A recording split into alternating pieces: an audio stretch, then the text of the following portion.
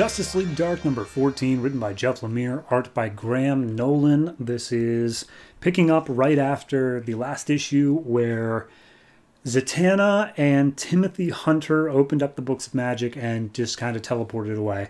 So we've got an A-plot and a B-plot. A-plot is that Colonel Trevor and all of Argus show up and they're like, all right, we've got all the villains from the last arc under control and we are trying to figure out what's going on with Zatanna and Tim Hunter. And we brought along our best doctor, Dr. John Peril, who was in one of the previous issues. And basically he's going to take a look at the books because he's the foremost expert on magic and technology and where they kind of get a bit fuzzy together. So he takes a look at the books and it's like, yeah, okay, the little like failsafe of only Timothy Hunter can use them seems to have been disabled in that it's not going to shock me, but I'm still not able to like figure out what the books actually do. Also, these books aren't even magic. Like they have no magic to them at all. These are 100% science.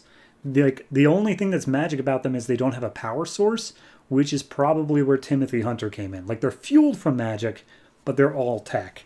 And he basically tells him straight up, like, I have no idea how any of this works, and I'm not even going to be able to figure it out within, like, years, probably. And Constantine's like, that's completely ridiculous. Years? Like, we could just have Madame Xanadu here look at her cards and tell you things in the future, and you're telling me it's going to take years? And they're just like, okay, look, I might have an idea.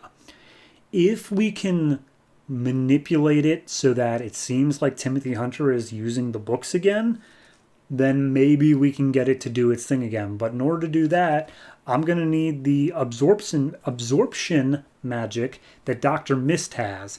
And Steve Trevor's immediately like, no, Dr. Mist is a criminal. He has been releasing state secrets to supervillains. We are not letting him get involved in this. And immediately Constantine's like, hey, we can put him on a leash. Deadman can literally possess him the whole time if it'll help. Let's just see if we can help. So Deadman's like, yeah, sure, I'll totally do it. And Trevor's like, all right, fine. But if he gets loose, you're dead, Deadman. And he's like, yeah, haha, funny.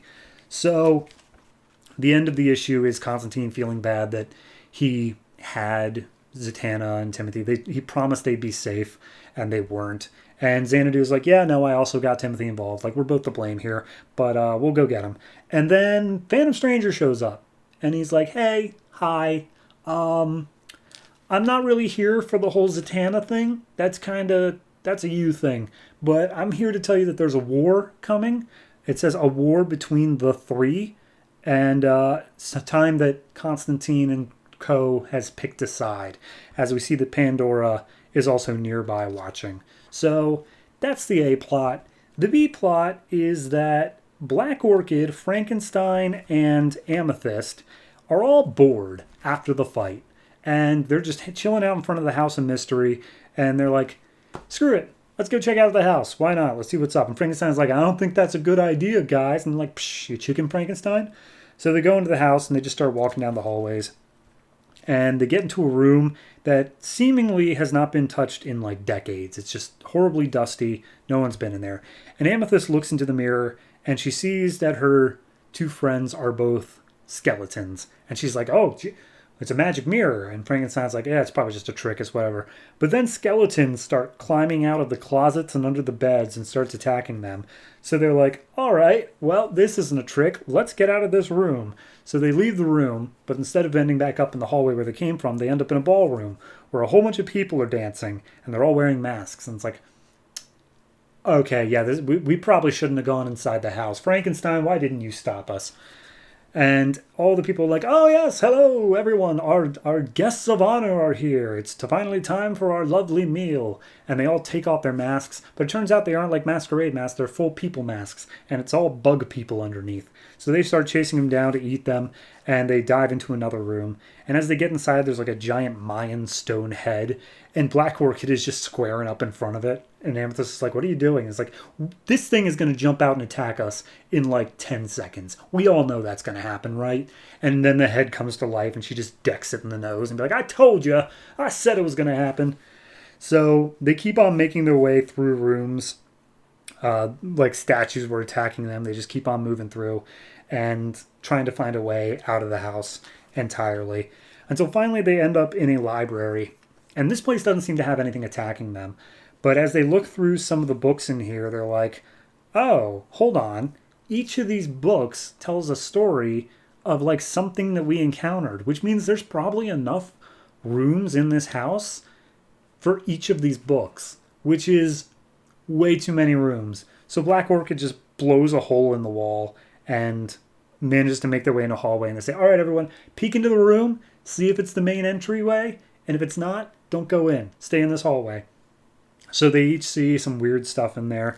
But then eventually Black Orchid makes her way into what seems to be Constantine's private office. And as he goes inside, he sees, the crazy red string corkboard of all the different plots going on in the New 52 right now. He's like, oh, what is Rot World? What's going on with Stormwatch? Justice League's doing some weird things. And he's got all this stuff on a corkboard. And sitting right on the desk is a file for Black Orchid. And we see the Black Orchid's real name is Alba Garcia. She was part of Project Ascension. She is Subject 28. And she's just sitting there like, Constantine, you son of a bitch. So she makes her way out. They finally find the stairs to go down. And now they have more information. So all that was intercut with each other. But it was filler, obviously. We were just kind of padding, getting to the next thing that's going to happen, setting stuff up for next time.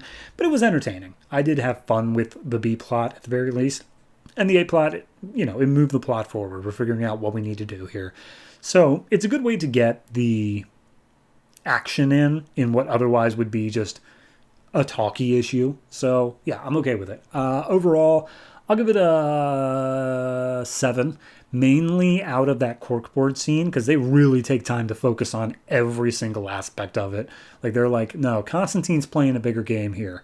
Or at least he's involved in pretty much every plot. So, interested in it. And also, one just little throwaway line here is Black Orchid saying, like, yeah, Andrew Bennett left the fight like 30 seconds after it was done. Which I just love that imagery of just like, this ain't my book, peace. And he just leaves. Fantastic. But still, give it like a 7.